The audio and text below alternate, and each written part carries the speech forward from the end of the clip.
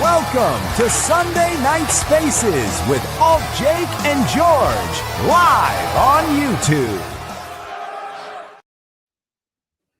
Good evening, folks, to Sunday Night Spaces for January 18th, 2026. I'm George, and without any further ado, the host of the show, my good friend, AltJake.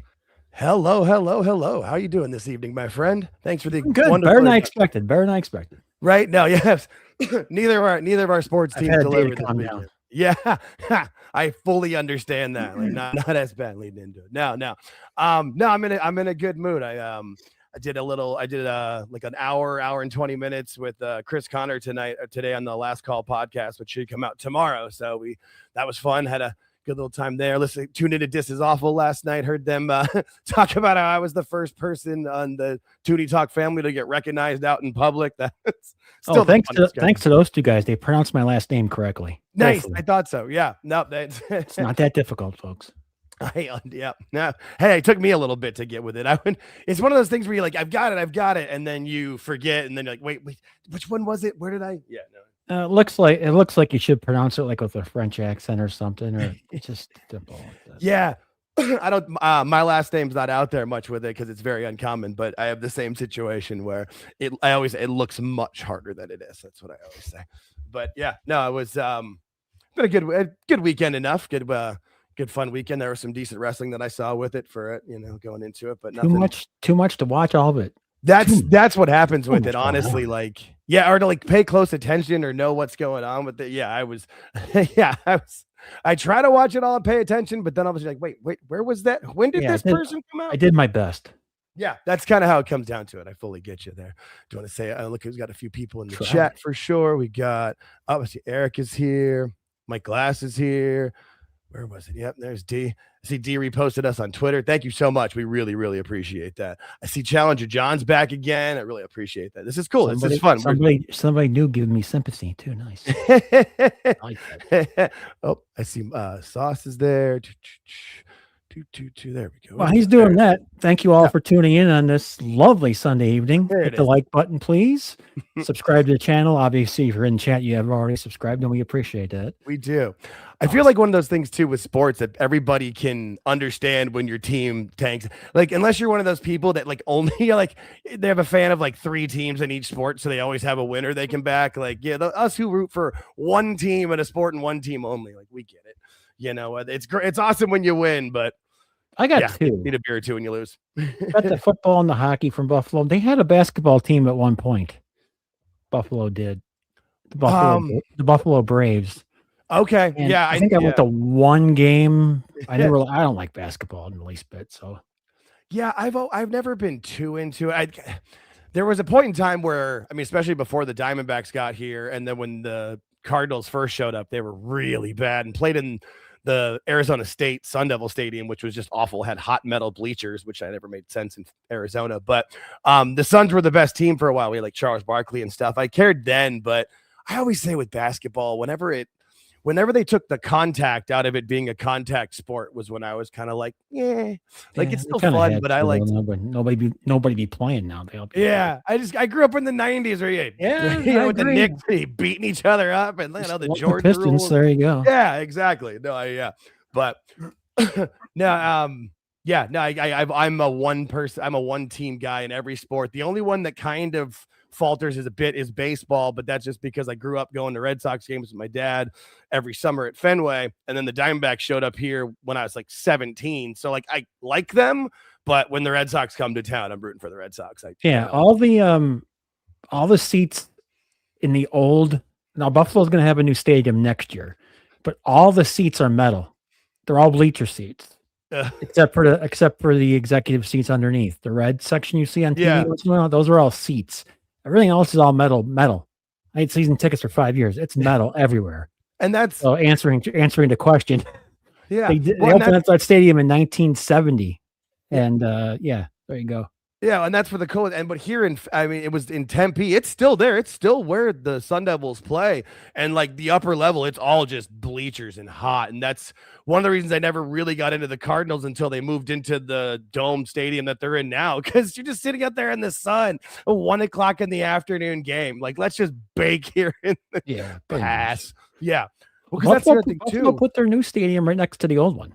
I didn't know cool. Okay, if you look at it, you can see it. It's awesome. And that's so much better too. You always hate when like a team moves like across town with it or whatever. If they've built a tradition with it, like that, where it's ingrained in the community and the businesses around it with it. That was one of the cool things that my soccer team did with Tottenham Hotspur. They had an old stadium that was built in like, I think it was 1899 or something like that. It was super old. I went to one of the last few games in the stadium before they closed it down. But what they did was they tore the whole thing down. The team played in like Wembley Stadium for a year and a half while they rebuilt a stadium right on the same spot. So it was like a little rough for a couple years, but now it's got one of the nicest stadiums in the world, right where the old one was. So you still it's cool. In Buffalo, you have the Bills and the Sabres, and you have a AAA baseball team, which is really good actually. So you can't complain.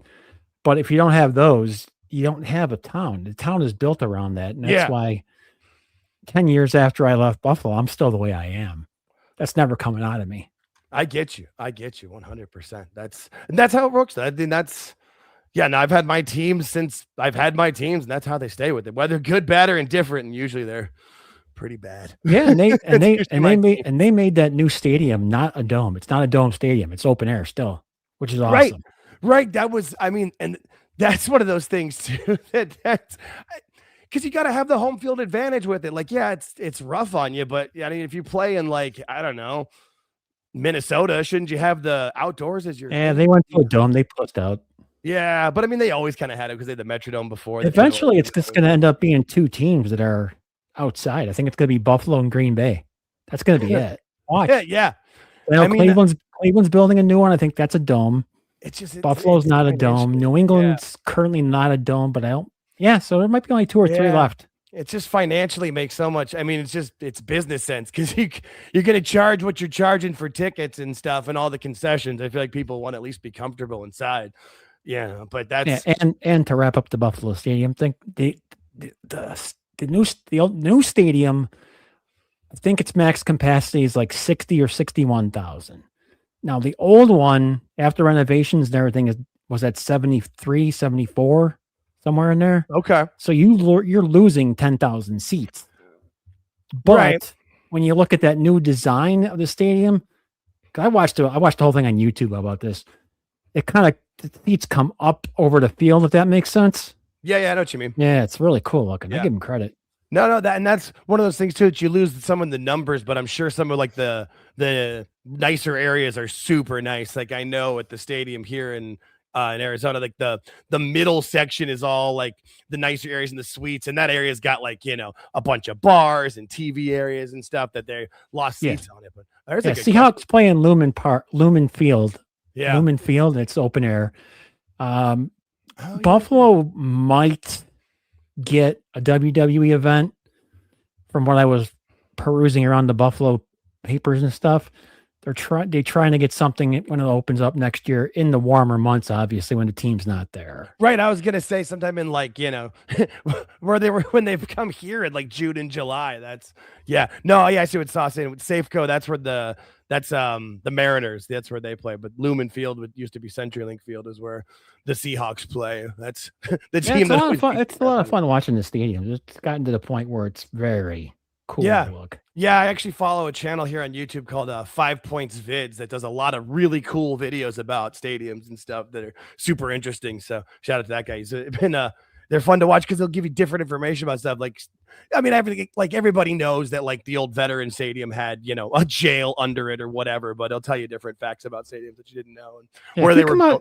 If you come up with a subject, guarantee there's a YouTube channel on it somewhere. Yep. It's amazing, dude. The difference, yeah, and then finding the quality of it too. That's the thing. That's the difference of it. That's why we invested in doing. We had decent equipment and like put it on StreamYard initially. So even if we weren't doing our stuff great, at least it looked good with it. Because I feel like some people have it's a process with it. But I feel like I watch more stuff now than I used to, just to kind of see how other people are doing it, see what they're doing, see what's out there. It's fun to go into other people's stuff and look around at what they're talking about and stuff. It's fun. Yeah, it's funny. We got 2 comments right there. SummerSlam. Yeah, SummerSlam Buffalo. Makes sense. That would make a lot of sense. It really would. Plus, too, like you've always said, how close it is to Toronto and stuff, and we know that's a big. So you've got because putting in 60,000+ would be tough, but I feel like something be easy. You got Toronto, Buffalo, Cleveland, Pittsburgh, Syracuse, New York, all around that, and Detroit. They're not all that far away. Yeah. No, that makes sense. Plus, in the summer, it's easy to travel, easy to do a road trip and all that kind of stuff. Not trudging through the snow or the ice or was it the sleet? It's hard pass. Yeah, WrestleMania will never make Buffalo. Yeah. It's not gonna happen. And it's one of those things too that I kind of feel like Philly might be. Well, I mean, they've kind of moved WrestleMania to a little bit later in April. I feel like they kind of learned their lesson with that one if they want to do them in those places. But it's kind of like the Super Bowl now where there's so many options in nice stadiums that are. I still kind of feel like Vegas might be one of those things that gets it every few years because it's just such an easy area for them to be able to do everything they want to do, and there's hotels for everybody, and there's always something going on. You can have all those different events too, where they had like the after party at this place for the people. There was like after parties for people in their 20s, 30s, and then like a comedy show for people that actually have money. Yeah, the other thing, unless it's changed since I've been back, there's no like public transit to the stadium. There might be buses. I think they got buses. But that's it. Yeah. There's no like rail or nothing. You got to get there. When you see those overhead shots, those are all people at park. Yeah, that's rough too, especially with that. You're not getting charging for parking. You don't have a big city feel there. Yeah, unless it's changed, but I don't think it has. That's what I keep thinking. Like, for the next time they'll try to bring a Super Bowl here is when the light rail will be done, because it'll go all the way from the football stadium to downtown Phoenix, and because it's so much. There's so many when they have the Super Bowl here. The games in the stadium out in Glendale, and there is some stuff there, but they usually do all of the extra stuff in downtown Phoenix, and they're like 30 minutes apart. Oh, yes, D. I did not find out about Hobbs until after we left the show. And I could have seen his last match in AEW. That's I did not know Hobbs was leaving that early. I knew it was going to happen soon, but I didn't think it was happening for the day I was there. Yeah. Who'd have thought? No, I mean, and quite frankly, I would not have had him on the show anyway because he's supposed to be selling that stupid injury. But well, and it's one of those things too of like, you can tell. I mean, you can tell Tony wanted to keep him and gave him that. He was negotiating and keeping him on TV right up to the end of that contract. But you can't blame Hobbs. I've seen people saying like, "Oh, he's going to take less money," but okay, great. So then he can give himself a chance to make the most money possible. Now you just got to take in what they offer you. That's all. Yeah. I'm still surprised. What happens? Yeah. See, he's different. I think he should go to like NXT and to the main roster. But I still think like when I see NXT like Rusev all the way. Oh, yeah, for sure. I've seen some people saying he's going to go straight to the main roster, and I don't buy that. No, because look, the Ricky Saints heater is so easy to do, and there's all these new talent. Like, you got Jasper Troy, Keanu Carver, Tavion Heights, like, even Miles Bourne's bigger. Like, so everybody's bigger than Ricky Saints. Him having a big heater with him just makes sense, and the NXT crowd will understand who it is. If you they might not even do that with all these new dudes coming in. They might just put him on by himself. That's what I Yeah, that's true. Yeah, it depends. I mean, there's the options there with it, but I still like when I see him, that makes sense. But then I still think of like Rusev and even like Aleister Black. I still don't like they would have been better off. I still feel like going to TNA and like being the top, like big fish, small pond. And, before just going right back into WWE, just fitting right back to where they were before they left and went to AEW. Yeah. I mean, I know they're both Triple H guys. It just doesn't make any sense to me. But what they've done now, NXT, like we talked about on the show, they've gotten big. Quick. Yes, fast. Real fast. Really fast. They brought in a bunch of big dudes quickly. Yeah. So he's going to fit into that. I can see what you're thinking. Yeah. I don't mind it. I think Ricky's getting, I I don't feel what Ricky's putting out yet. I know what he can do, and I know the potential's there, but he's kind of getting put into a big pool of big people. And that's where I feel like the heater works. And Mike Glass is kind of saying what I think the way I would book it is have him like Ricky dropping hints that maybe he's going to get an insurance policy or calling an old friend or something, because the NXT audience will understand those references, to the Team Taz that it was back in the day. And then Hobbs debuts at during the ladder match on, was it February 3rd, and helps Ricky win it and just murks the other 5 people in the ring, or whoever it needs to, and gets him over instantly. And then he and Ricky can be together for a bit, but it's not like it's a main roster run where they got to be a team for a year plus. It's NXT. They can kind of run through it quickly. They can do it maybe 3-6 months, and then Hobbs turns on him or whatever. But I just feel like that's such an easy in right away, where you can just kind of fit in, make sure he learns, rinse off the AEW stank, and then when they're ready to, call him up. I don't know. Just whatever gets the AEW, whatever helps them unlearn the bad habits that they've all learned. Yeah. Given what you just said, they should put him with somebody else. I give you that. Ricky still got it on him. It just came to my head now. I'm like, let's put him with another AEW. Yeah, but the audio. Yeah, you could be right. Yeah, I don't know. I just feel like Ricky's going to need some help if they're going to keep him as a top guy of NXT, which it seems like that's where he's going to be. But a lot of big boys coming into NXT real fast, and the Evolve kids are coming up quickly. That's the thing. I remember, was it like a year or two ago, was some report came out that WWE was saying, hey, every 6 to 12 months, people are going to be evaluated. And if they're not growing, they're not staying. And people are like, oh, that's terrible. How could they do that? Blah, blah, blah. Because everybody wants to bitch and complain. But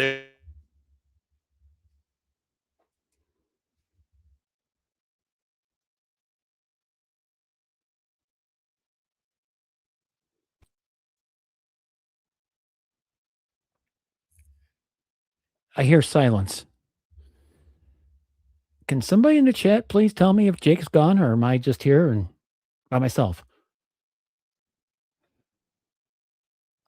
I'll wait. You lose Jake, or can you hear me? Just me. Okay. Thank you. Jake, just so you know, we cannot hear you, and I'll do what I can in the meantime. What's going on, George? You were gone. You were gone. Am I back? Yes, you are. Okay, so the moment you can hear me, say it, please. I'm freaking out. I did that. I asked chat first, and they told me, so I go to. Right, I don't know for sure. Once you've heard me, let me know. All right, I'm back now. The chat will say we're gone, because it's one of those things too where the chat's like 10, 15 seconds delayed. That doesn't make any sense though, because I didn't touch anything. It happens. It does. Yep. Well, that's kind of like it happens sometimes with both of us, where all of a sudden you hear the stop, and then it'll pick it up really quick and like that kind of thing. But everybody's there's the chat. Thank you, everybody.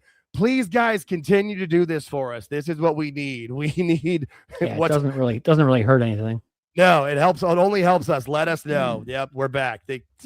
I love all you guys. Seriously, like you guys and the 28 people watching along right now. It is really helpful. Love's a little strong, but I do like it. It's like I said, like you said, my name's on it, so I appreciate it. I really do. But I guess we should probably get into what we were here to talk about with it, where others, with the with the shows. And that's why I was saying with Rusev and Aleister Black, like, why didn't they do TNA? I guess the WWE money's there, but I just thought TNA would have been so perfect for them. But what do I know? Yeah. Do you want me to get into what before we start? What are you on? Yeah. What I want to think about? Because I like the way they started things on TNA. Okay. Now let's take this from my point of view. This is strictly from me. Okay. Yep. I don't watch TNA at all. I haven't watched it since probably 2014-ish or so. So I don't watch it. So mine is like the one pay-per-view we watched. Yeah. This is my time to tune in for a first impression. Okay. So what I see is a good beginning, and I'm not expecting fireworks and all this shit. I'm expecting something I just don't see every day. So what I see is a good start, and they kind of draw it out a little long, which is fine, but that's whatever. Right. I can deal with that. But during this, to me, it looked amateurish to me, because this is my first time coming in. I wrote down, it looks a little amateurish. The production's not that great. There's probably some things going on which we found out there were visa issues and shit, which I'll get to in a minute. But the audio wasn't that great. To me, the ring looks so small. And I know that's their regular ring and they use it all the time, but I don't watch them all the time, so I don't know that. Yep. I watch it and I didn't like it. So the first impression for me was I didn't care for it. However, I do understand it's going to get better. It can't get much worse because Genesis was actually good. So I know what's there, what could be there. I just think their production and the way they laid out the show was blah. But that can get better. For sure. That was my take on the whole deal. Yeah, and I think some of the issues that I saw from certain people was that they were expecting a ton. You know what I mean? Like expecting it to look like AEW does or WWE or whatever. That's not going to happen. Right. Well, and that just comes down to the money alone. Like obviously we know Tony is loaded and WWE puts out like I think it's $3 million a week for their shows for SmackDown and Raw. I don't know if that's together or separately, but they're investing a ton of money. TNA only got $10 million like total for their deal. So and I have been watching TNA, not every single week, but at least every other week. And every time they've gone live, I've tried to watch them. And this is what TNA has been. It was it felt like everybody was just a bit nervous and a little bit like kind of, you know what I mean? Like amped up, which I can get. It's kind of like, Paul Heyman giving that, this is the dance speech, and for me, I went in with very little expectations because I've been watching enough to know. And it's kind of like TNA, like the storylines and the logic is at least there or working or trying to be. And it was a lot of building up where they talked about like the X division or when they talked about like the other different feuds or different things with NXT and stuff where they kind of showed you video packages to kind of bring you into the storylines with it. At least I'm not like offended by them. They're not egregious. I understand what's going on. And like you said, I think it's going to improve and get better with it because a lot of these folks, a lot of them, their only TV experience has been on big time. Yeah, exactly. Yes. So I saw people saying like, oh, it's not going to work. This is crap or whatever. It's like, give it a little time. Like, and that's why I tapered down my critique a little bit because I realize it's going to get better. You learn. If you don't learn anything from the first show, you end up like AEW Dynamite. Still the same old shit every week, every day of the week. If they don't, we'll see it get pulled off the air. Like, but there's one thing that people brought up, and that was that visa issue thing. I didn't know about that. Yeah. There's a bunch of them. Like Slater couldn't get back and somebody else that in today's wrestling, especially, you should not have somebody scheduled for the TV show unless they're there. Yeah, no, for because sure. If they're coming with the visa issues are a common thing now. You see it almost every week. Yeah. And you shouldn't have somebody scheduled for the show unless they're on their way. They're going to be there. Don't have them on the show. Don't have them scheduled. Have a backup plan always. That just seems to be a today thing to me. Yeah. Well, and it seems like maybe that's something too where, maybe it's something that's more prevalent nowadays than it has been due to certain changes. Big time. It's all this. Yeah. It's mine. Yeah. So it makes sense that it's just, again, and there you go. You learn like maybe now moving forward, hey, we're going to approach these things differently. I think they like if I have you scheduled for a match against AJ Styles and you're in Britain right now, and I don't know you're coming back yet and you're scheduled for TV tomorrow night. Yeah. I'm going to change it and have somebody ready to go just in case you don't get back. Yeah. It just makes sense. No, you're absolutely right. You were absolutely right. And that was the thing too, where you were hearing different things about like, oh, they were rewriting the show and blah, blah, blah. And from the reporters, because we know a lot of the way the reporting is, it's very pro AEW, anti anything WWE or WWE adjacent. They were acting like it was because they didn't know they weren't writing their storylines out or didn't know what they wanted to do that way. But it actually then came out to be, it's visa issues and more problems within there, which, I mean, you're right, though. They should have had a backup plan and process with it, but that's a better reason than just, hey, we didn't plan this out well. But it's probably not something you're thinking of for your first ever TV show on a new network, but now you have that checked off the list and you'll take care of it next time. Yep. Maybe it's something too where WWE can step in and assist and help and have better people that can get their visas to be cleaner to come through or whatever. Yeah. I don't know. That's one spot where WWE should help, and the second spot is how to produce a show the right way. Yep. Or try to. Yeah, and it's and it's something too I was talking about with Chris when I was on the Last Call podcast that'll be out tomorrow. But a little thing we talked about is like, how many people are out there that like can write wrestling television or even can write like a cohesive television story anyway? It's something that I feel like not only are some of the wrestlers and talent green out there with it, but so's probably like the backroom staff. Like it's gonna take some time to get better with it. I feel like WWE almost might need to like figure out a NIL program for writers, people, right? That people that can want to write TV and want to actually make it work. Cause that's always the biggest problem with anything that's, I mean, even WWE at a point, WWE is better with it now, but even with AEW or anything, and is getting it to make it a television show where we have a through storyline where things make sense, where we're not just jumping from spot to spot.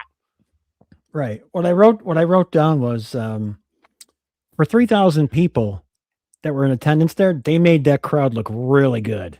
They did. They did a nice job doing that. I loved the commentary team. I thought they did a real nice job.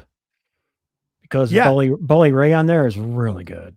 Yeah, and I think having Bully only for the main event was good too. Like he didn't get stale or didn't get too, like he was able to be fresh and good with it. No, I think it's Todd Heffernan. What was his name? I forget what his Todd name was in, I think maybe Grisham. No, that was the other guy. Either way, he was the Raw announcer before they replaced him with the Jimmy Smith guy who was the UFC guy for a while. Like that was, and he went over there and he's been very good in TNA. And then the other guy with him is one of the vaudevillains or whatever. No, their commentary team was good. They did. There was only one shot where like the crowd didn't look great, but that was because they were like showing the celebrities and they had them in a specific spot. I had them in the back with nobody. Yeah. That was stupid. That was dumb. Yep. That was one of those points where I was like, oh, that's not a good look. But again, you learn, like everybody is going to get better. Now, if they don't, that's a problem. You've got to get better. You've got to learn. But from what I've seen of Carlos Silva, that's what he seems to be about, is making improvements. Like he's not a wrestling guy, but he's willing to learn and grow. So I have high hopes for the future with him, especially like you said, I didn't see all of Genesis yesterday, but I saw good chunks of it and I've seen enough highlights with it. It was really good. Yeah, exactly. So your next, maybe your first impression wasn't the best, but the next pretty good. And then I wrote down the first impression wasn't the greatest. Now, will I watch next week? No, I will not. But will I come back? Will I come back in a couple of weeks to check in? I will. Sure. I'm not going to watch every week because I didn't like it, but I will come back like you did with like you had me do with NXT. Sure. I didn't watch it for a while. You had me watch one. I was like, and I came back, and now I'm watching every week. So, and I will, I'll keep an eye on it with it for sure. I'll make sure. But I'm not going to watch every week because first of all, we're here doing a show. Yeah, right. No, we are now prime. We are competition with TNA. 8 in English. Thank you, Mike Sauce. This is why I like the chat helping us out here. But they did a nice job. They did a nice job telling me about the people that I did not know at all, which is cool. Sure. And that's I liked it. Making sure you can make letting people know what they've done. I also like this comment from Sauce there. Awful for TNA head writer. Yes. Yeah, I second that for sure. Also, shout out to the 100 people watching the show through YouTube and both of our X accounts. We appreciate it. If you like what you're hearing, please come over to the AltJake Takes On YouTube channel and just subscribe, leave a like, share it with a friend or two. It really does help. We are marching on the road to 500 subscribers. That's our next major goal, and we're going to try to celebrate once we do. So 400 first. Let's get to 400. Then we'll get to 5. Right. Oh no, 400 is cool, but like my brain's at to 5 now because we're doing 3 shows a week. I've been doing this. I've been doing this in increments of 50 since we started. So I'm keeping going that way. And we already passed the 350, so we're on to 4. That's fair. I don't know. I got recognized as public now. I'm a big plus very consistent. I do feel like also being on Toonie Talk every Tuesday helps as well. People are getting to know me a little bit better. I feel like every episode of those I feel like that's broadening the audience, bringing people over to us, and people understanding what we're about. It's not like either of us had a background in anything before, or like that I was like, oh yeah, I was on Toonie Talk and now I'm doing my own thing. It's like, no, we just started over here doing it. So we appreciate everybody hanging out. We will be doing our live show on Thursday at 9:30 p.m. Eastern for the AEW Dynamite review. Won't be quite as fun as last week since I won't be there in person, but we have a good time with it. We watch every single segment, whether it's vignettes, backstage, matches, so that you guys don't have to. We'll report back with all the fun stuff that they do. Yeah, I will ask the chat, please stop talking about cheesecake. You're driving me nuts. God damn. Oh, dear. But no, for TNA, I thought AJ Styles was perfect to start off with it. And then like throughout the show too, like he had a little moment with Kazarian. He talked to Mike Santana. It's one of those things where this is kind of the cool stuff that WWE can do. And it's great for him to be there because, as he said it himself, TNA is the house that AJ Styles built. Like, I can remember when TNA first really, when I first got into TNA, it was because of AJ Styles initially and then Samoa Joe not too long afterwards. So I'm a big fan of AJ. But that was a good way to start the show. One thing they did do well throughout this time was they kept interjecting parts for the main event coming up at the end. Yep. That was good. They kept doing those segments with Santana and Kazarian. That was pretty nice. I like that. I feel like, and with what we know now going into it, I feel like they're like, okay, so we know that's good. The main event is set. Mike and Frankie Kazarian and Mike Santana are freaking professionals. They're going to be fine. Let's figure out the rest of this show. Yeah, yeah, you're right. Like, the main event was great. I just awesome. liked all the rest of it. But what they did, would you consider AJ a WWE superstar or a TNA superstar? Because I go with TNA. So that's as in this moment right now. I'm talking in regular general. Nah. He's a TNA guy. He's always has been. Yeah, no, I get you. It's just that again, this goes back to like the hardcore wrestling fans who like paid attention and know for sure, but he's been seen by so many more casuals or people who've only ever watched WWE because he's also been in WWE for a decade. It's been a while now. Yeah. Right. So I look at it more as like he's a WWE superstar now, but he's a TNA legend. Like he's a TNA Hall of Famer. Like he's a TNA Mount Rushmore guy, but now he's in WWE, kind of like, Dusty or Flair or whatever with it. Not, that's a good way to think of it. Yeah. I didn't think about how long he's actually been in WWE. I didn't either till I just said it because I remember it was the 2016 Rumble because that was when I wasn't watching wrestling at all. But I remember like seeing it on Twitter or somewhere that he was in that Rumble. And like, I didn't even have my own account for the WWE network, but I had a buddy that I logged in because I did want to watch that. I'm like, hang on, even though I knew it was coming, like that was cool. Like, yeah, I never would have expected that at all. And it's been a great run for him. So, it did also make sense too to have the first match be the Hardys with Elijah 2 and the triple and a 6-man. This was the other thing I didn't care. I like this match, but like I think the first hour and a half there were 2 matches. It was kind of short because they were also doing like video packages. They were doing so many of those. Yeah, you're right. But that's also like, hey, letting you know what the X division is, because it's not about weight limits. To a point, I'm with you, but your name is total nonstop action, so that's fair. Give me something. And I'll look at it kind of like, hey, if it's like a lot of good TV shows, like, hey, the pilot is either like good or decent, but like, hey, starts to do like the world building. And, most good shows, it's the second, third, and fourth episode that really hook you in. So I'll give it that. But that's no, because you're right. A lot of pilots that shows turn out to be superstar shows. The pilots sucked. Right. Or like there's even certain shows like, oh yeah, don't watch the first season, but after that it's great or whatever. Yeah, no, I get you. But this was fun. Got to see the Hardys and, the Hardys are always going to be the Hardys. Everybody knows them. Having Elijah there was good too. And then, and then having Mustafa Ali's group, like whether people know him or whatever, at least he's a talent. He's a good wrestler. He can sell. And then you had the Righteous come out afterwards, which are their finally they look great. I was gonna say I thought that and like they came out and they were like creepy and cut the. I like that big guy a lot. Like with his snapping and I like him. I think he's entertaining for sure. But yeah, after this match, you had like this was good. This was good up until they tried doing the ear spot with Jeff. Yes, I forgot about that. Oh my God, that was so bad. I was like, oh. See, just little things like that. First of all, it took him way too long to get the lock, whatever the hell he had to do it. Just like Awful said yesterday, just use handcuffs or don't bother at all. Just stomp a mud hole in them. Do something like that. Yeah, and it was something that it was kind of like, oh, we're doing it. Yeah, it didn't need to be done. No, I'd forgotten about that because I've watched a good amount of wrestling since, but you're absolutely right. No, yeah, you're absolutely right.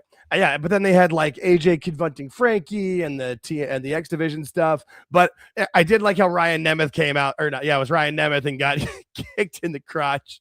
I feel like that's going to be his job. He's comic relief to get his ass kicked. You're lucky you have a paycheck because we like your brother. That's basically his job. And then they gave him something at the end of the show too, didn't they? Like off camera. Did they? He cashed in his. That's Nick. That's Nick. There's it's Nick. One of the. Yeah, this is Ryan. This is his brother. Sorry. No. This is Ryan. This is his brother. Which this actually worked because his whole gimmick is he thinks he's a movie star, and it's because he's done a couple of acting gigs, and so he tried to get in with the Hollywood people with whatever TV show they were promoting, and he got kicked in the nuts. No, that's Ryan. Now the next segment I actually really did enjoy because Santino, like, he's silly, but I like him in this stuff with TNA. But I actually think this is smart, having now Daria Ray, no longer Sonya Deville, coming out and doing the heel GM gimmick when you have Santino because he's too silly and babyface. So I actually really like this, especially I always thought she was great with Adam Pearce with the stuff that she did as the heel. Yeah, this is her wheelhouse. Right. That's it. Thank you. Wheelhouse is the perfect word. Yes. This is just right in a sweet spot. High swinging a drive, much like left field. Much like I think this would be the wheelhouse for Paige in NXT. Ooh. This is where I think she would fit in perfectly. Yeah, sorry, Ava. Paige would be a lot better.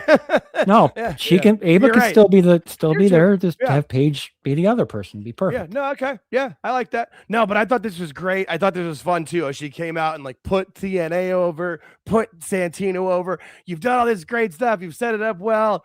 Bah, you suck. Blah blah blah. That was cool. And like she's obviously got herself some power in the company, and that's fun. And then the surprise for me was I didn't know this at all was happening, but. Formerly Cora Jade, now Elena Black has signed with TNA because apparently TNA does not care about OF, but good for them. I don't know. Yeah, I wasn't prepared for this. I didn't have any opinion on this whatsoever. I was just surprised I didn't. Oh, the other thing is that Daria Ray calls herself the Suit, which is shut up when I'm talking, which I thought that was clever. Okay. Yeah, right. That was good. I was like, okay, I like that. That's good. She's talented. She's a decent wrestler. I think it's better for her though to be a heel GM and know she's got the UFC background and the MMA background. So like she's a heel, but if you mess with her, she'll knock you the F out. I like that. But she's also had medical issues too, right?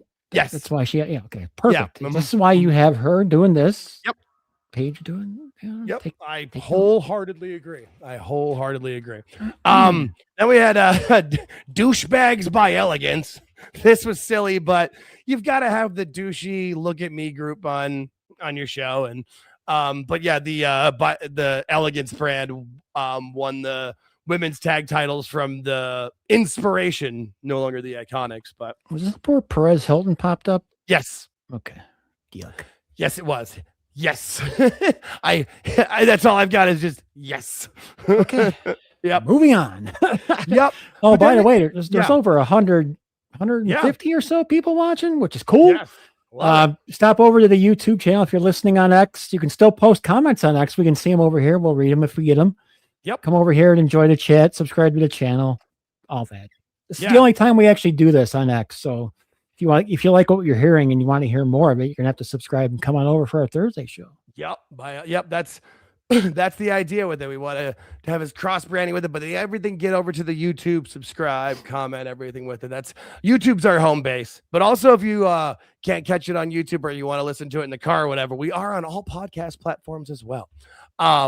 This segment I liked because I didn't see the last TNA pay-per-view with the cage match where Ariana Grace turned on Santino. I like that. That was good because we all know that that's his real daughter, and this works great for the storylines.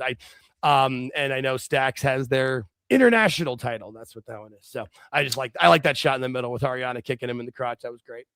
Must feel pretty nice to think about when your dad told you no when you were a kid, and I get to yeah, right. Yeah, I'm not the biggest Santino fan, so I just kind of. I get you. I like him in this role with it. As a wrestler, but I like him in this role with them. I think it works. But I feel like to go national, him being the goofy GM, or director of authority, excuse me, would have worked for a bit. And that's where I love the Daria Ray thing, because it's like perfect. You've got the heel with it. And then you had the segment with what is it? Jay Jing Lee. I'm terrible with her name. But with where she's was going to have a open challenge, and it would seem like Sol Ruka was going to accept it, but it was actually Zarya, which I thought was great.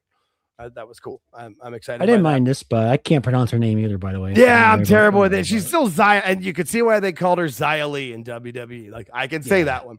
I think the other big surprise of the night, though, was the appearance of one and only Dixie. We actually had a Dixie Carter sighting. I liked how if they were going to do this, which is fine, pay homage to the past. I would rather you embrace your past versus just pretend it didn't happen like Vince used to. But having Bully then come out and then look at each other, but then hug, like, that was fine. Well, he came out for a specific reason. He came out because she was getting the shit boot out of her, which they didn't expect. So he came in and saved it. Thank goodness he saved it. They weren't expecting all those boos for her. And quite frankly, I wasn't either. She wasn't bad at what she was doing. She just had a lot of money, and I was gonna say it wasn't like she was malicious. She was just a little ditzy, I don't know. But that was fine. I liked it. It worked well enough for me that I was just like, I just didn't expect to see Dixie out there with it. But having Bully Ray come out and do the commentary for the main event was fun. And then the best part of the show, absolutely the main event. I mean, these two beat the snot out of each other. It was, and the commercial break kind of worked with it. I don't know. I fully enjoyed it with it. Kind of like you said, like, this was, I know initially you like hated most of the show, but then like at least still this was really, really good. I didn't hate most of the show. I don't hate anything. I mean, fair. That's some valid. things, but no, there's a couple, but not during the show. I just was like, I'm a nitpick. I look at things, you know how I look at things now. You see how I take things in, and it's going to get better. I know it's going to get better. So I'll be there when it gets better. And this was at least really good. Like, we knew, like, this was a good match. This was fun. I was glad to see.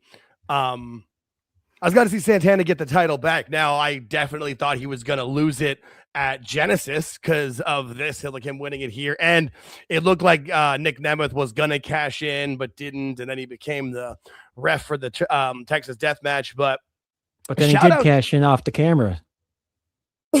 After that, at Genesis, which I didn't really. No, he cashed in after this event was over and the cameras were off.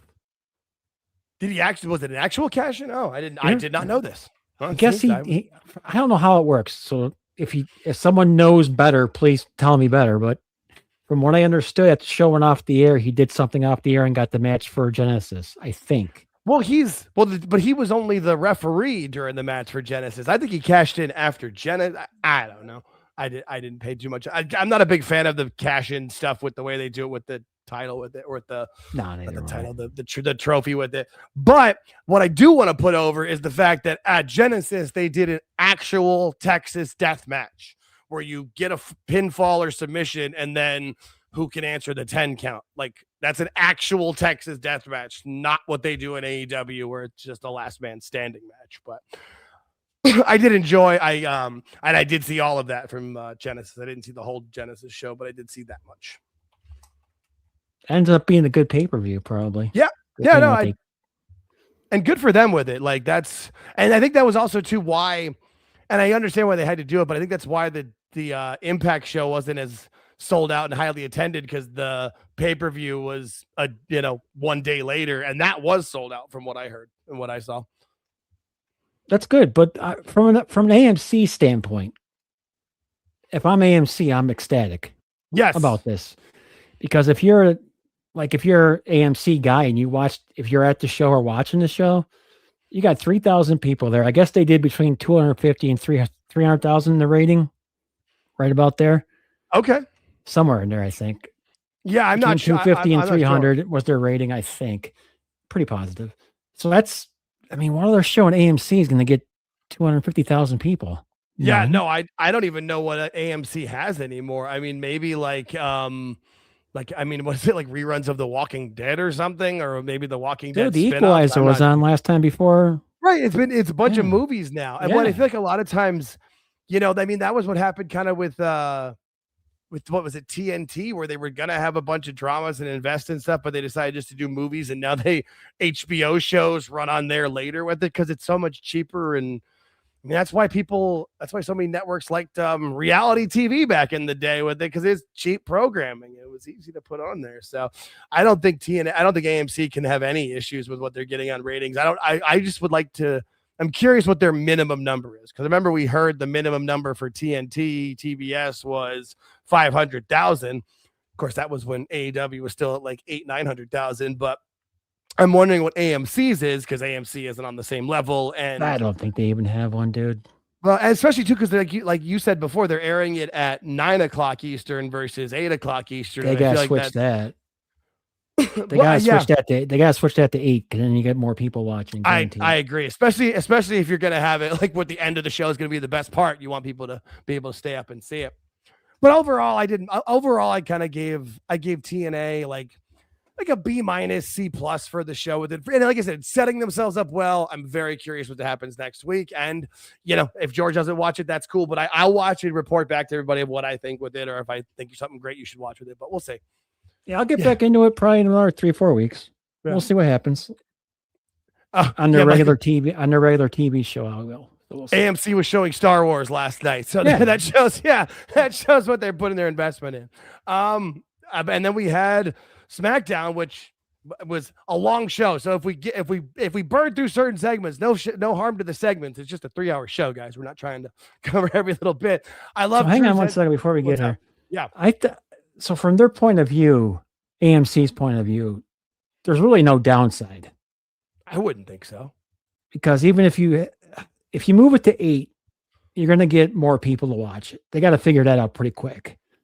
So you're going to probably have, like you said, we said collision numbers probably somewhere in there. Someone said collision numbers. That's a good.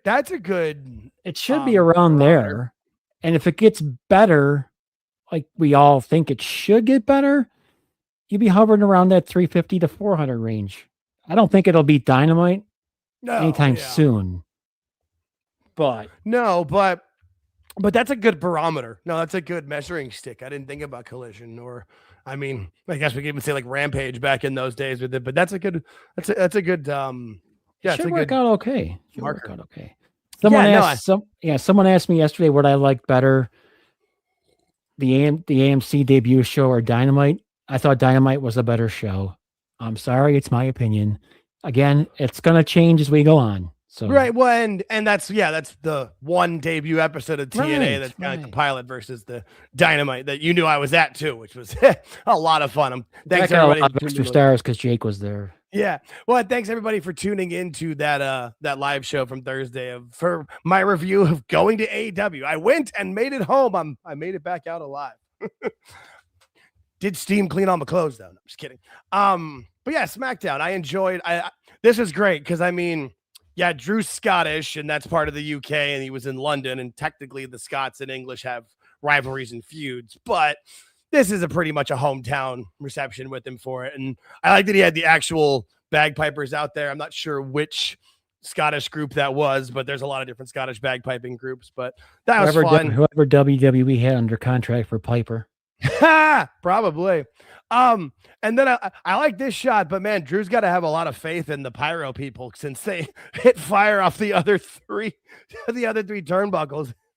Make sure that's set right, brother. I think they'd learned their lessons ever since the Undertaker burned. Right. Well, and remember once it happened with Kane too, way back in the day with the fire. No, I like this shot for the crowd anyway, because I like to get us a crowd shot in there. When I looked at it again, I'm like, man, got a lot of trust in those pyro people, but I'm also sure that the thing is like he can look down and see it. Like if he sees a pyro thing, he just backs off. But no, this was a fun promo from Drew. I mean, this is what Drew has been waiting for like what, over almost 2 years, maybe not longer, to give this specific promo because he won the title at WrestleMania 40, but then got cashed in on immediately. So this was when cool. He won it. Nobody was there, right? It was COVID. Yes, right? when he won it in 2020. Yes, and then he won it again, and then he lost it, and then won it back from Randy Orton in a Hell in the Cell, but still in COVID, like during the Thunderdome era. And then he won it at WrestleMania 40, and Priest cashed in. But it was one of those things that, kind of like we said before, they milked it as long as they could. It made sense. Like, he never got hurt by it, and because he had to win it when he had to win it, and he beat Cody for it, and I like that we kept Cody's side plates till the end of this promo to then got him changed. That was fun. I enjoyed that. I like Drew. He's a good guy. He seems like a real nice, he seems like a genuine good dude. Right. But I gotta admit, his social game is top notch. Oh, there's nobody better. I mean, Becky Lynch is a close second, but he's just the best with it. And I feel like that's one of those things they always talk about too, where like people that are the best heels or the best of that kind of trolling stuff are usually like some of the nicest people in real life. Yeah, he's just great with it. Plus, Scottish people are known for their banter, and a lot of what he's doing is just doing a top-notch Scottish banter, and that was great. Which, I mean, that's what he does, and he was cutting a great promo. And then I thought this was great too, like have Randy come out, because they obviously have history. Like, Drew, the last time Drew won it was from, or when he won it in the second time in 2020, he won it from Randy. But this is where I figured they were going to go right off the bat. I told you right off the bat, I said they're going to have him and Orton. Maybe and it would have made sense, but it's just like it's a good tease, and then it's coming. Yeah, it's coming sooner than later for sure. But I like how they're having this face off, and then the wild man just comes out again.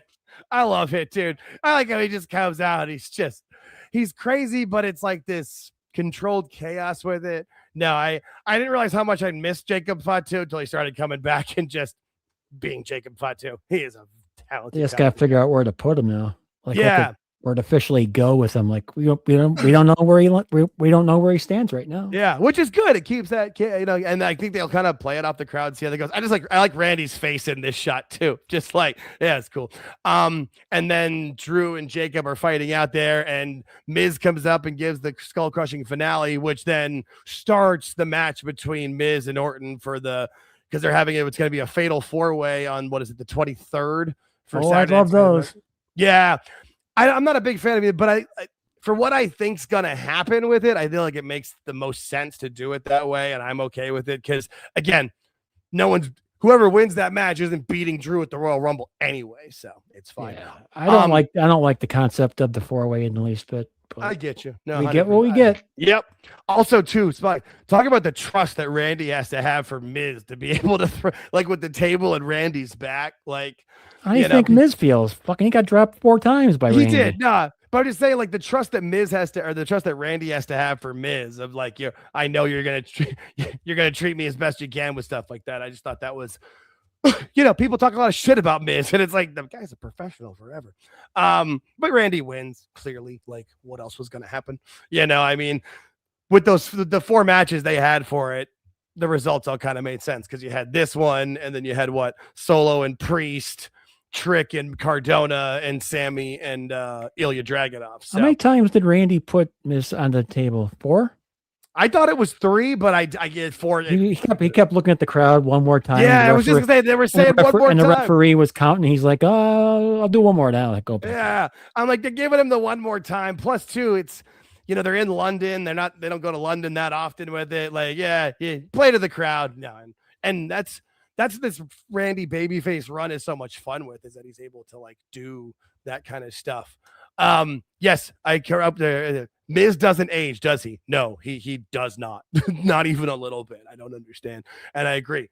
Miz is underrated. I don't think he's underrated in the least bit. Well, I think to people like us who understand, I just think there's a certain crowd that like Cornette always says like, oh, he's a frog or whatever, and doesn't like his matches. It's like, the man's a professional. Safe worker. His matches might not be the greatest, but he does what he has to do. They're but there's professional and nobody gets hurt. And yeah, he's a great heel, and he has no problem being the fodder. No, I like that. Dude, if you don't like Miz, just go back to the WrestleMania where him and Shane McMahon were doing their thing, and they had to friggin' change up everything. Yeah. On a snap of a snap, and they on the snap of a quad. Jesus. Shane's quad. Anybody that can make that kind of quick decisioning, him and Snoop-a-Loop doing their thing. That was perfect. Oh man, that seriously though. Like that's still Shane still got it. Nope. Oh, poor Shane O'Mac. And then you had more of the Wyatts cutting the promo about the lantern that's apparently the Taker urn. Sure. This has never clicked for me like I want it to, but that's me. The women's tag match next with Julie and Kalani versus what is it, Charlexa, I think they were calling them. That's awesome. Yeah. I mean, everyone's gonna do that now too. Yeah, I mean that's one of the things I make fun of AEW for, so I have to be consistent with it. I hate the silly team names that feel forced. Sometimes it works, like AJ Styles and Dragon Lee being like, what was it, Dragon Styles, so it wasn't AJ Lee. That was kind of funny, like that I liked. But when you do it every time with every team, it kind of runs its course. We're getting there. Oh, boy. Yeah. And then you had the heels coming out and starting shit with everybody because, it didn't really matter who won that match with it. So it made sense within those falls, within that part of it for it. And then Solo and the Lantern coming back at it for more, setting up the what was going to happen later in his match with Damian Priest. This was all nap time. Yeah. Well, until you got to Cody, I was interested to see what's going to happen with Cody because like this is where the heel turn seeds start to really plant because they still sing a song. They're still the whoa, but you're starting to have people boo and not. And I know he's not in the US. He's in London, so they're not going to get as much cheers with it. But it's happening sooner than later at this point. Like I've always said, end of 2026, beginning of 2027 might be the best time to turn him. We'll see when it happens. Maybe it happens before the end of the year. We'll see. But it was fun to see him cut this promo and getting fired up about it, but taking the boos and working with it. That's Cody's. I mean, that was one of the things about with the AEW, the way AEW ended. We all remember like some of the belt being thrown back and other stuff with it, but Cody always was great with it, of how he handled with it and looking with the crowd and interacting and like egging them on more with it. But it'll be interesting how it happens in WWE. But he basically I never know how to react with the foreign crowd, with the overseas crowds. And I can't take it. I can't take it for face value. I can't. Well, and like this one too, he's in the UK. Drew's from the UK, so you're getting that in it too, where there's, he's not the hometown lad because they're not in Glasgow, but close enough. They're a lot closer in London than they are when they're in, Omaha. But he called out Jacob Fatu, so that's interesting because, like you said, we don't know exactly where Fatu stands, but Cody's got legitimate beef with him. But it's not like because Fatu screwed him on purpose. It was just he came back and was mad. Well, this is where the chase begins. Well, and do you get to that point where is it, because earlier in the show too, Drew was like, I wasn't the one who knocked his teeth out. And so far, Drew hasn't lied to us. Was it Cody that attacked Jacob back months ago? If they want it to be and they want to turn him sooner, yes. If they want to wait to turn him, then no. You have to wait because now this is the part that people want to see. People want to see the chase to get the title back. Yeah.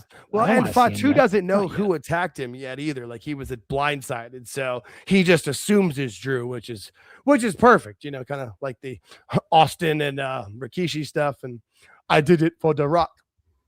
And then we had the Trick Williams Matt Cardona match for another spot in the 4-way. I mean, who else is going to win this one but Trick? And this is where I kind of feel like this is why I was still surprised Cardona came back. Like I'm happy he's getting a paycheck, getting to travel with his wife, but I mean, he keeps talking about the WWE title, right. but that's right. Cody and Jacob are on Saturday night's main event. Oh, yes, it is. That is what. Yep, they did announce that. You are right.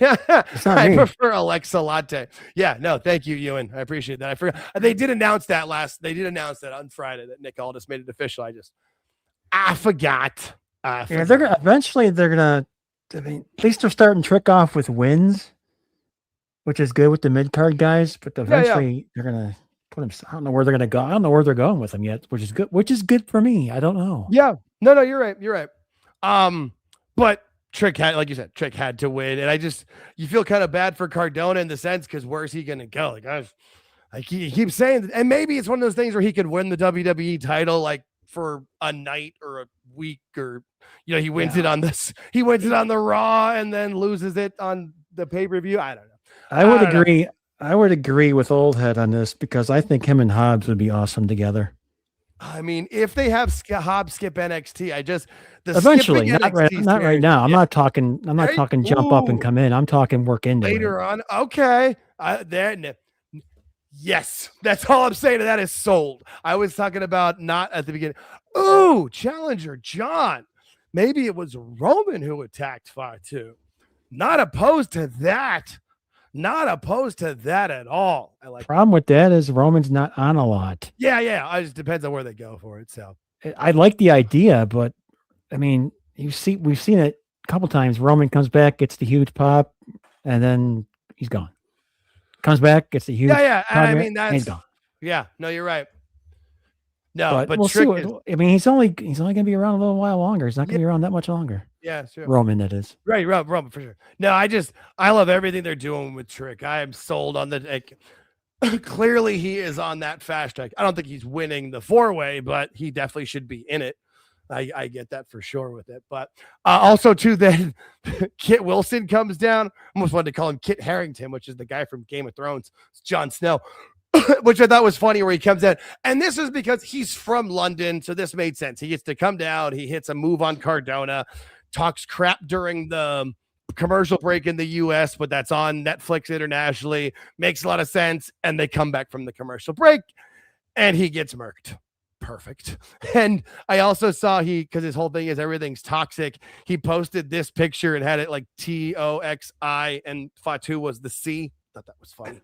I think that guy's like, I mean, I don't know too much about him, but he's clearly talented, like to a point. And if he can, get your ass. He'd be a great Weasley manager, wouldn't he? Ooh, yeah. Especially like a Weasley manager who can take bumps. Yeah. Yep. No, all for that. Yeah. Right. Yep. All for that. But then after Jacob gets on the mic, he's like, Cody, you want some? Yeah, come on out here. And had to, like, Cody comes running out. Which this was fun, I mean, I'm intrigued by what they're going to do with this, because I mean, on some level they're both baby faces, but they're not. I don't know. It'll be fun. I liked how they were just screaming at each other, going back and forth, and this is where Nick Aldis set it up as the Saturday night's main event match, which I am all for. You need 4 matches on those cards, and this is a good one to have. So I'm all for it. It'll be interesting. Should be the main too, I would think. I would think the 4-way would be. You're right. You may be right though. I forget about that stupid 4-way. I just assumed the 4-way because it's for the title of it, but I don't want to see a 4-way. Yeah. Now as you say it, I'm like, these two, Cody. Like, I'm sold. I'm sold on that. It's gonna be it's gonna be a Montreal crowd too. So you got Sammy. Here's the thing. I think Sammy wins that match because I think he has the match in Saudi versus Roman and gets the big pop there, or not Roman versus Drew, but then loses to Drew in Saudi. Fine. That even makes more sense. He wins in Montreal, his hometown, big moment. I think that makes the most sense. So I think that's probably going to close the show, and this one will open the show. I've had my Sammy fill. I'm done with this. I get you. No, but I know it's coming, so I'm ready. I get you. I understand. I'm with you, and I get you. And then you had the Damian Priest and Solo Sikoa match. Okay, like this was fine. I feel like this is more for the Lantern to come out and to continue the Solo and Uncle Howdy feud, which was fine. I just this is kind of where sometimes like. Overall, I'm happier that SmackDown's gone to 3 hours because I do think they can tell the stories better and you can get everybody on the shows. But I feel like there's that point between between 90 minutes and 2.5 hours. Yeah, it's tough. A little rough. It gets a little rough. Yeah, no, that's it. It's still good. I'm glad they're doing it, but it gets a little rough. Technically 2 hours and 30 minutes would be nice, but that's never going to happen. Yeah, that's not going to work with the network. But that's why Raw doesn't feel like this, because it's not the whole show. It's just like a half hour in that part where it just gets a little. And it's not that I don't like Solo and Priest, but I'm just like, we got more. Plus, you knew like Mello was going to come out and do his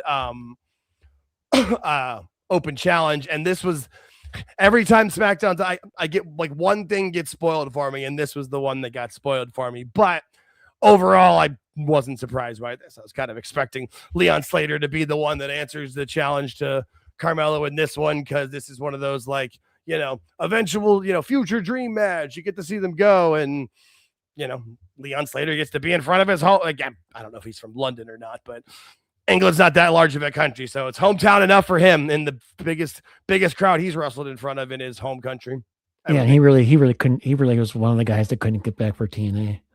Yeah, which I wasn't sure why, because he was here for it with this. I'm not sure what happened there. I don't know, but I don't know enough about the visa laws or anything like that. But this was a fine match. This was fun. They wrestled each other with it, had some good moments with it, but Carmelo was always going to win, I thought. But I knew Leon Slater isn't going to get the U.S. title yet, but no, I thought this was one of those. He's a TNA guy, no. Yeah, well, and this is also too where Triple H is like not the anti-Vince, but he knows, give your guys a moment in their hometown. Like they don't need to win the title in their hometown, but like have moments, have things where they get over. You don't need to, push JR's face into your ass because you're in his hometown. It's just, yeah, right.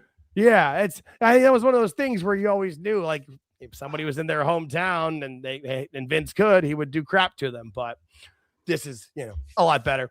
You had Jordan Grace versus Chelsea Green, which was fine and fun. Obviously, there's a setting up for Jordan Grace and Jade Cargill, which is a nice win for Jade to get under her belt since Jordan's got more experience in history. But this is a fine match. The crowd needs time to get to know Jordan Grace. I agree. They don't yet.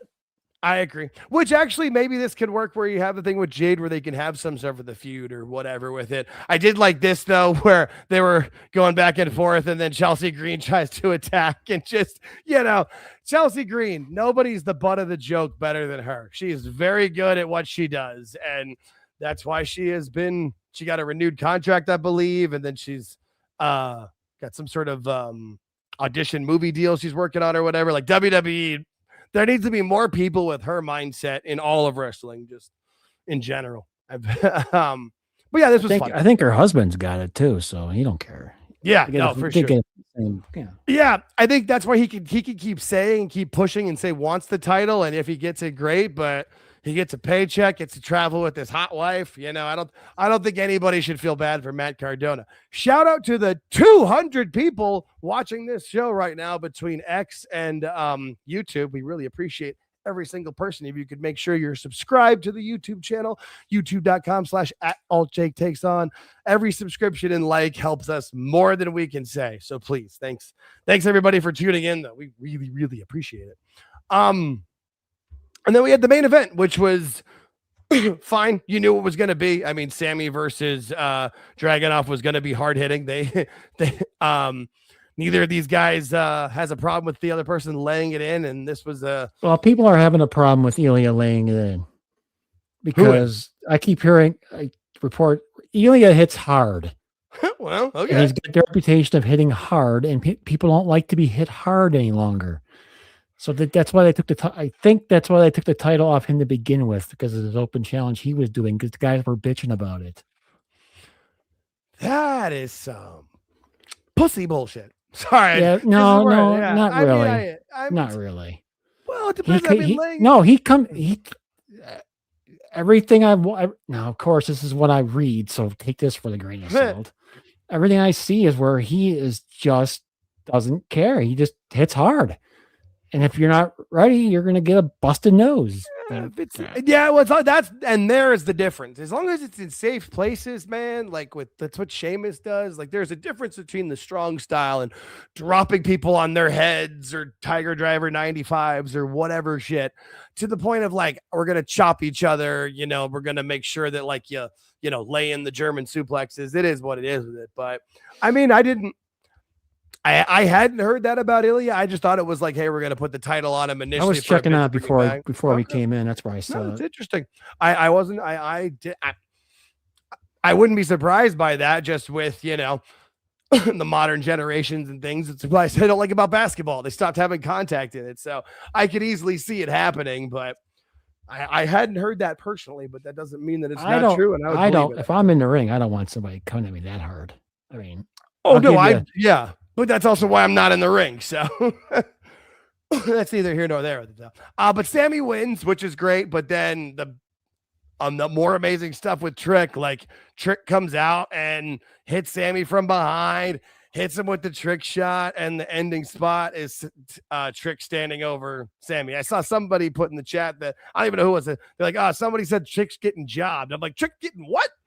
Trick's getting over. Like, whoop, that Trick is already hitting. Even when he came out to interrupt Randy Orton, WWE posted, because they were filming Randy still, that wasn't on SmackDown, but it was he was bopping along to it like, this is a good song. Like, he's good. Like, how can you not like Trick Williams? Yeah, we called that back in NXT. We did. And that's one of the things I can't wait for. Like, I'm actually thinking like when, because I know Cornette only really saw Trick when he was Carmelo's lackey, and that's still how Cornette thinks of Trick. And it is like, when you see him now, though, you might think different, because like the guy's got all the charisma in the world.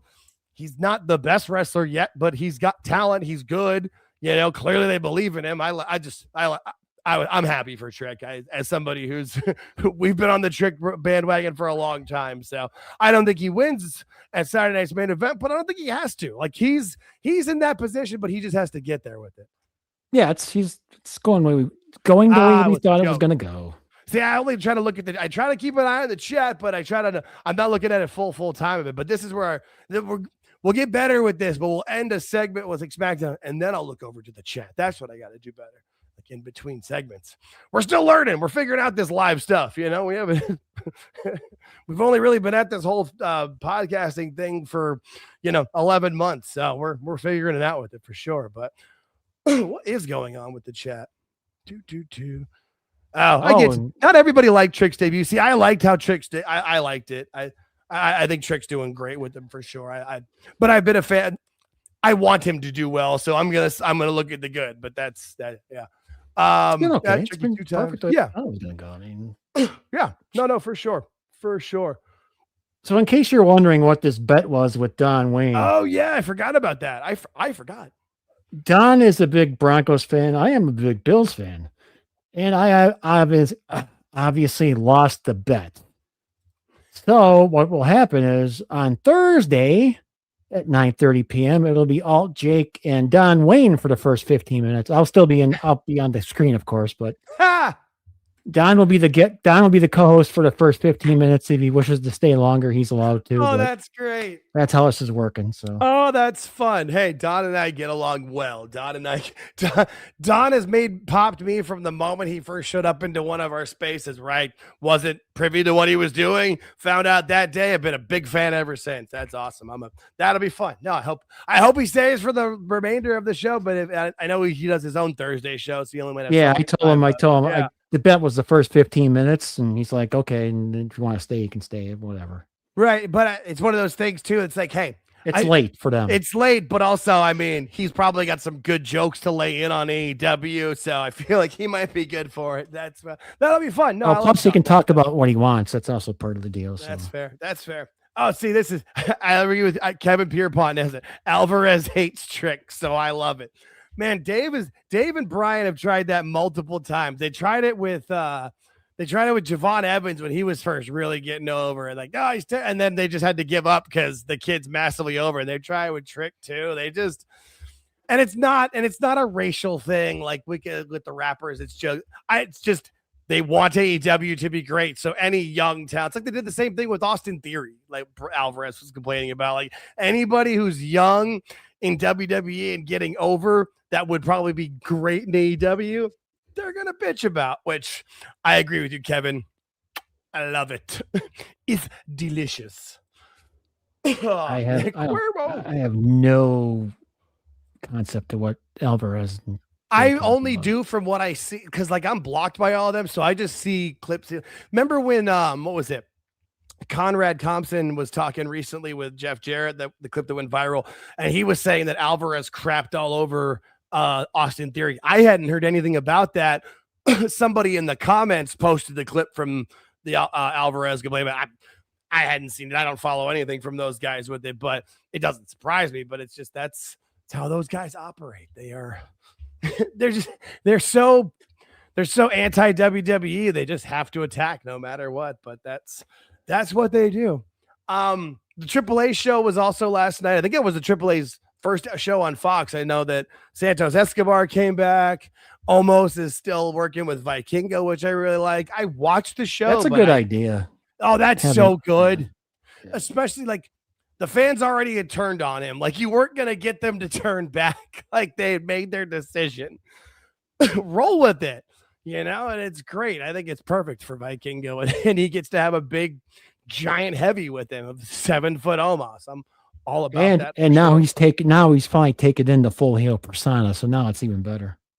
Yes. Before he still thought he was a baby face, you could tell. And I'm like, right, or he wanted to be. Funny. Yeah. I guess when he attacked the mini of the minis, I feel like that was that point of like we've turned the page, which I'm all for it. Yeah, I was gonna do another topic, but not this week. We'll do it next week. Well, I know we have our we've got our main event coming up because God, we have been blessed this week. I went to AEW Dynamite on Wednesday and got not one but 2 different Tony reactions with the crowd. Hey, before you start, can you give me before you start, Tony? Give me a minute. I'm dealing with a bloody nose real quick. I'll be right You're back. Good. No, you're good. I'll just talk about my show with AEW. Yeah. So in case anybody who is with us here tonight, because we've got over 200 people watching the show with us here tonight, I went to AEW Dynamite on Wednesday. Well, it's Dynamite and Collision. I did not stay for Collision. Collision starts with Jet Speed and Hangman Page, who had all 3 of them had wrestled less than 90 minutes prior, so it wasn't worth staying with them. But if you guys haven't seen it yet, both videos are on our page. Tony Khan came out for like a minute and a half before the main event to try to pump everybody up, and him and Justin Roberts like, you guys can stand up. Yeah, we're good. Pass. We did not. But then they also tried to pump the crowd up and remember, hey, you guys are going to be the first people ever to get to see this Collision episode that's not going to air till Saturday. And that was the middle video. That's 3.5 minutes on our page. Is Tony doing his best to pump up the crowd to stay for Collision. And I've tried to estimate it with my buddy, and we both think it's at least 30%, probably more, but 30% are conservative guess of people who left, but after Tony's Khan came out and we went home because nobody wanted to stay for Collision. And everything I've seen has been terrible clips from matches, and then Tony Storm. That's and a tough Mina. day, dude. That's a tough. That's a lot of. You're asking people to stick around for quite some time. Yeah, and I mean, good for them for changing the ring as quickly as they can, but it's another hour, and then. If you pay attention at all, which most AEW people or anybody who's at that show probably does enough to know that there's times where AEW they'll let them wrestle for 25 minutes and only like 12 of it's on Collision. They'll kind of, I didn't want to stay for that long with it, and there was nothing that exciting about it. And then after seeing the clip with Mina Shirakawa and Tony doing kick dance things or whatever, I'm so glad we left. Yeah. One of those things we got to hit the light. I checked the app and it was like, if we leave now, we can catch the light rail at 8:42 versus at 9:00. Let's go. And for me, Tony Storm's appealness, is that a word? Appealness? Just appeal, I think is the appeal to. Yeah, her sexy appeal is gone for me. Like, she's just. I don't know what the hell's going on, man. Yeah, no, she's just gone too goofy with it. It's too silly. Somebody posted earlier today, I saw where they said that, there was a point in time where it was good and it worked, and then it just didn't. They jumped the shark. And I still kind of blame up until when she left and came back with amnesia. You could have still made this work. You really, really could have, but they got rid of the cool Tony Storm gimmick when she was dressed up like the old rocker thing. Yeah. They got rid of that way too fast. Yeah, all to rush so she could win the title match in Australia. And Tony Khan thought that was going to get over so well. And yeah, honestly, what they should have done is had her wrestle in Australia as the old Tony Storm, win the title or not, and then maybe leading into this Grand Slam in Australia in February, like only now she's coming back to the Timeless, or maybe she re-debuts as Timeless there. Like, stretch it out, make people wait, make people want something. But Tony's just like, we're gonna do it all right now. Whee! Yeah, I don't know if he calls that. I don't know. I don't know. I don't know what he does. I've tried multiple times, but I cannot get into the brain of Tony Khan. But speaking of our boy Tony, apparently he went live last night for 6.5 minutes. Ooh, I didn't realize it was that long. Nice. In his Jaguars jacket, which I guess is his sad jacket now. Yeah, this will be the finale for today. So thank you all for tuning in to Sunday Night Spaces tonight. Hit the like. When we're done, hit the comments, share it with somebody. Please. Pass it on. We'll be back Tuesday on TTW. Jake is a panelist over there. That's at 8:00 Eastern on Toon Wrestling. And then on Thursdays, we'll be back here with our Dynamite review on YouTube at 9:30 p.m. Eastern. This week with a special co-host, Don Lane. Yes, no, that should be fun. Yeah, no, guys, tune in for Toonie Talk on Tuesday. That should be fun. I'm going to give them my rundown of the AEW Dynamite experience. But here we go. All right, Tony, we've got volume up, and Tony, I like this better. I feel like they're already set up better where it's just him by himself. Like, it's not that either way really works, but we know with the person we get the weird countdown and the ending part. So for him, I will apologize if I don't pop in because I am bleeding. So I'm sorry. Oh, my bad. He's this flu game, people. He's fighting through the pain. Donate if you can. Subscribe. We love you. Hey, it's great to see you. I'm so excited. It's Saturday night. What's with that? What's a robot, right? Man? Hey, right? It's good to see you. My name is Tony Khan, and I am the owner of AEW. How are you today? Did anybody else feel like that was speak and spell? Hello and welcome to Movie Phone. See, I appreciate the suggestion sauce, but I'm going to leave the 1.25 speed to dis. We'll try to do. I don't want to just copy. We do the regular thing. Yeah. Plus, I like got the way of doing it. Yeah, and I like the awkward pauses and the weirdness. Like, you got to sit into that and realize, like, this is who this man is. This is how he lives his life. No, I got to hear that start over then. Hey. It's great to see you. No, I'm so excited. It's Saturday night, and that means AEW Collision, and it's a huge AEW Collision tonight. It's Maximum Carnage. And I just wanted to come on, remind you, it's a big Saturday fight night, and this is a stacked show. It's going to be a really great 2-hour wrestling show. I thought Stax was on TNA now. Oh, my bad. That's a really good pause from me there. I appreciate. And this is also too. They've already filmed this. They filmed this on Wednesday, and so I don't know why he's trying to do this of like pumping up. I get it if it's a live Collision, but like everybody knows the results. I don't know. I really always appreciate all. Pretty much people know it was. Yeah. You great fans. I thought we had a great Maximum Carnage Dynamite this week. It was a fantastic 2 hours, I thought, with huge. Shouldn't he be saying like live? We're here from Phoenix, like trying to pretend that they're filming a second show in Phoenix? Like that's what he tries to pretend with Collision and Dynamite. Or with people already know. They already know. You're just gonna go through it.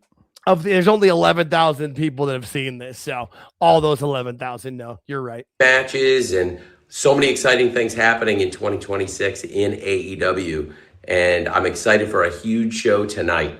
There's big matches on Collision tonight starting at 8 p.m. Eastern. What was that? It's only been 2 weeks of January so far, by the way. Yeah. A great 2026. He said that he came out. That was one of the things he said in the in between Dynamite and Collision on Wednesday was, this is one of our biggest shows of the year. It's the 14th. 7 p.m. Central, which is just minutes from right now. We're minutes away from Collision. This is going to be a fantastic show tonight. Maximum Carnage is always a great time, and we've got a great time. Bring the kids. Bring the whole family. Watch Darby drop himself on a flight of stairs. Including a huge World Trios Championship match with the Ops taking on Hangman and Jet Speed. That's going to be a fantastic match and a great main event. The show is packed. Main event? Didn't that lead off the show, or did they just film it? Did they like change the way it was aired from when they filmed it? Because that match led off the show. Okay. Yeah, it was the main event. That's funny. So that's crazy because, yeah, that's definitely the match that led off Dynamite. If that had ended the show, we might have stayed for a match. If there'd have been some, like if Kyle Fletcher had come out or Mark Briscoe or somebody that I hadn't seen in the last 90 minutes. Well, that makes sense. That's why they did it first, because people knew people that were going to be in it. So they hope people would stick around. Yeah, but you had already seen half of them. I understand, but that's what this is. Yeah, how no, I get you. Yeah, no. Yeah. We've got trios, tags, singles, women and men, great wrestling matches up and down the card. Up and down. It's going to be a really exciting show. Cats and dogs. I'm excited to have Andrade El Idolo. Andrade wrestled. Oh, I missed Andrade. Oh, that's a bummer, man. Returning to action in AEW tonight. His first match back, taking on a fantastic practitioner of Lucha Libre and an AEW original on Helico tonight. And Helico. Jack Evans and Helico from day one. He's still getting a paycheck, folks. Man, good for him. That is, wow. And Helico. I thought he was going to say Serpentico because Serpentico is that cruise guy that got murked by Brody King. On Maximum Carnage. Great. Oh, yeah. That's basically, I'm sure he probably wrestles in Ring of Honor too, but that's basically stealing a paycheck for what he gets. How much off he's on AEW TV. 6 years. 6 years. That guy's, after whenever the contract ends, he just retires, right? He just retires. He just renews. He renews every year. No one knows. Yeah, he's got the old the old Iron Sheik roll. Yeah, that's money, man. Good for him. To see Andrade El Idolo back in the ring tonight, and also can't wait for this grudge match. I think it's going to be a fantastic tag team match tonight when the Grizzled Young Veterans, who have Really? Has anyone? When was the last time anybody heard from either of those guys? Oh, they're at this point, they're just the grizzled veterans. They're not young anymore. Interesting. Grudge match. Oh, yeah. Super grudge match. Really rubbed Eddie Kingston the wrong way. Take on Eddie Kingston. And speaking of great returns from AEW stars, I'm excited to see Ortiz return to the ring in AEW. Why. Yeah, I was just going to say, gee, wonder why he's getting TV time all of a sudden. Also, I wonder how they rubbed Eddie the wrong way, by the way. Probably just being British. You want a pork chop? You can't have it. Oh, grudge match. There's the difference between Santana and Ortiz. Santana bet on himself and went somewhere where he could be a world champion. And Ortiz has been collecting a paycheck on his couch and is now going to be on Collision. Just where you want your career to go. Ortiz probably isn't as talented as Santana, and he's not, obviously. So he knows he can't do that. So go with what you can do, and that's what he can do. So you can only play the hand you're dealt. That is very true, my friend. Yep, absolutely. Tonight, teaming up with Eddie Kingston against the Grizzled Young Veterans. I think that's going to be outstanding and should be a great match on a great show. We have so much to look forward to tonight. We've got Marina Shafir taking on Zeta Steele, which I think will be a great one-on-one match. Zeta stood up to Marina last week before being interrupted by Megan Bain. He's just naming names. He's like name dropping at a party at this point. Oh my God. Yeah, I got nothing. And Megan Bain is in the house tonight too. And speaking of returns, Penelope Ford is returning to the ring tonight. Yeah, I was like, who's speaking of returns? You just said Megan Bain twice. Like, I don't know if she was on Collision recently. Nobody watches Collision. Another AEW original back in the ring tonight after a layoff due to injury. Penelope Ford was not able to participate in some of the biggest matches in 2025 due to her injuries. And I'm excited. She's returning tonight on Maximum Carnage also. There's so much to look forward to. The national champion. Not even a little bit. No, it might be a thing to look. Kyle Felcher is good to look forward to. Yeah, no, they should have started the taping off with him, and now you got Ricochet, the national champion. Here we go. Ricochet is in the house, and he will be watching closely as Anthony Bowens, who stood up to the demand last week, and Jungle Jack Perry, who's been a big rival of Ricochet recently as well. Has he? Since when? Yeah, the little coming up. and is very upset after He needs his water cup. got taken out by Ricochet. I think Jungle Jack Perry versus Anthony Bowen should be a great wrestling match, and they both really want a shot at Ricochet. So wait, just the baby faces are fighting each other to have a shot at Ricochet, and that's supposed to. These are even too long. These are too long. Oh yeah, no, 6.5 minutes is way too long. He's got to So get that should in be and excellent. out. He did a couple of times the right way, and he hasn't figured it out since. No. There's got to be like a 5-minute maximum. Absolutely, yeah. But because he repeats himself 33 times. So much to look forward to. And speaking of some big returns possibly and big matches, Kyle Fletcher back in the ring for the first time tonight since World's End, the former TNT champion. Why? Because you got him hurt too. Everybody in your company gets hurt. This year, he, of course, participated in the Continental Classic for the second year in a row. He won his league and went to the semifinals. He was in one of the best matches of the year against John Moxley at World's End, I thought. John Moxley, of course, who is now the Continental Champion, is in the house tonight. He'll be doing commentary for Zeta Steel versus Marina Shafir. And also, why wouldn't he be doing commentary for the Fletcher match? Why would he do? I don't get that. I don't know. Why is I mean, that was better Moxley's for me. in the house. Moxley's in the house. Great. They review the whole. He reviews Fletcher match versus Moxley, which is great. Okay, and Moxley is going to be at the interview in the commentary booth doing Marina Shafir versus Zeta Steel. Oh yeah, I'm such a bad. Yeah, I know. I got nothing. Sense. Yeah, no. God, he makes me want to run in from some wrestlers. Just anybody knock on the door, show up, but he's by himself in a weird hotel room. God. You got Skyflight taking on the Don Callis family. With Scorpio Sky and Top Flight taking on Kyle Fletcher, El Clone, who's undefeated so far in AEW. Undefeated. He's had one match, maybe two. AEW. And Josh Alexander, who's on a great run and will be taking on the incredible Kenny Omega this Wednesday night on Wednesday Night Dynamite. Very excited about that trio. Huh? Set the match up for Wednesday, which is fine, I guess. Yeah, but like you're not promoting Wednesday right now. Nope. So of Kyle Fletcher and the Clone, El Clone teaming up with Josh Alexander. That should be great. And Skyflight has had Don Callis family's number before. And should be a great match. Couple big matches for Skyflight tonight. And a lot. Wait, couple big matches for Skyflight tonight. They only have one match. He just said all three of them are in a match. Oh, I don't understand this, man. A lot to look forward to up and down the show tonight. I think it's going to be just absolutely a fantastic night of wrestling. And I'm excited about all of you joining us for AEW tonight. I think it's going to all 11,000. Yeah, it's probably it should be over right now. This thing should be done. Yeah, it should have been. He just did everything he has to do. What more? I was about to say, I'm like, how many more matches can he announce? Isn't that all of them? Wait, I think Briscoe might have a match. It'll be a great Maximum Carnage. And I think we're going to have a great 2026. Oh, do you? And since we're just minutes away and it's a very special Saturday fight night, I just wanted to come on and remind everybody it's a big sports weekend. So we've got Collision coming up on TNT just minutes from now. What else? You've said that 17 times. I really appreciate you all watching either on TNT or HBO Max. Thanks for all of you who watch Maximum Carnage Dynamite on Wednesday.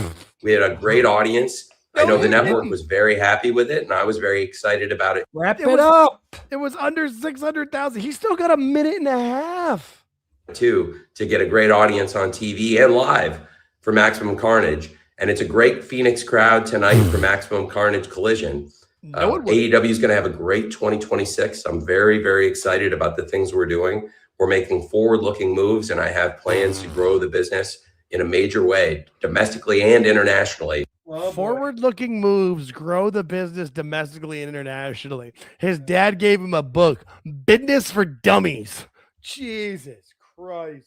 Dude, they did 526 for your show, by the way. Oh my God. I thought it was 576. 520s. Nobody cares about this show. Oh my God, this is terrible. And I'm really very excited. I thought we had a great 2025. No, you didn't. We won a lot of the top awards in wrestling. A lot of those. They did win the awards, that's for sure. The top awards from the Observer.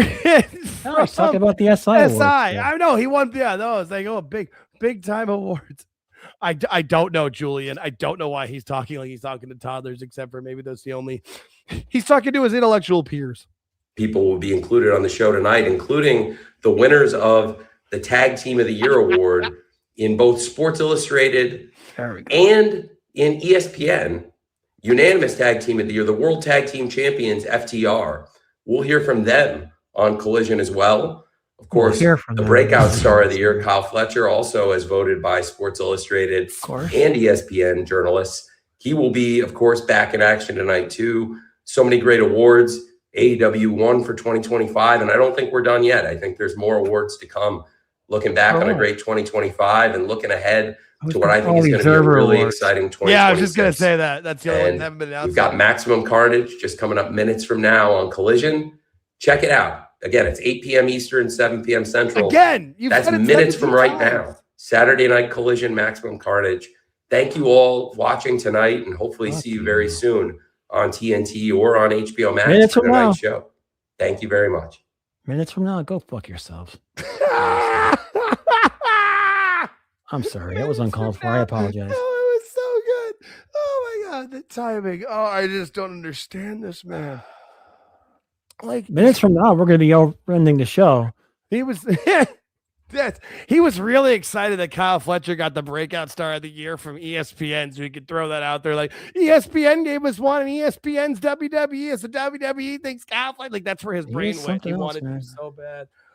Oh, Julian Fletcher. My buddy who was with me at the show, like he's a big comic book fan. He was like, he kept making Maximum Carnage and Spider-Man and Venom references. Oh my God, Tony! I don't understand Tony. He makes me want to drink more than NyQuil, Brad. They have that new NyQuil. In case you're wondering, it was like, is it Hibernal, the old SNL skit? Oh man! All right, that was fun. Good God, Tony. I don't know why he does that, especially with like. Oh, he does it so we can end our show on Sunday. It's perfect. Yeah, no, absolutely. Just the length of it. No, I don't mind him going live before. Yeah, it should be a 5-minute cutoff. Especially when he's already taped it. The last 3-4 minutes of that was all repeating the same stuff. And rambling, yeah. And like if he's going to like be fine with it, like if you've already taped the show, you know what's happened. Just go through it in order of it, talk about everything and get out. Don't repeat yourself. No one's like, in case you're just joining us now and like I didn't hear it before, like they can replay it. It's fine. We all learned this shit in high school. Yeah. When you're giving a speech, have an opening, a middle, and a close.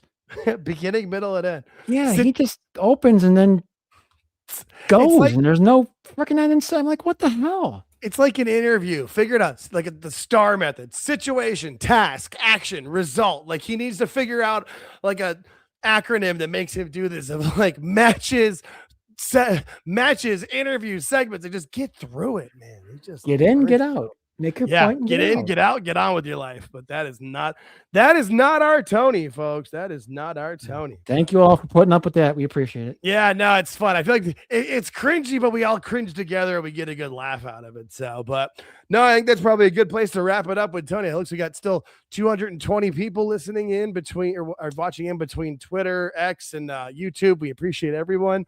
Anything else you wanted to get into or talk about, George? We'll see y'all on. Well, Jake will see you Tuesday on TTW, 8:00 Eastern over on YouTube at Toon Wrestling.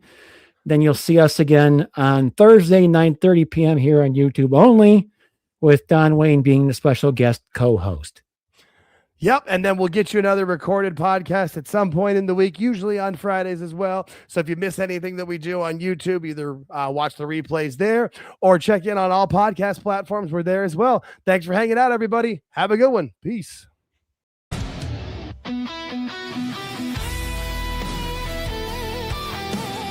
We appreciate you making it to the end of the video. Please hit the like button and subscribe if you haven't already. Thank you.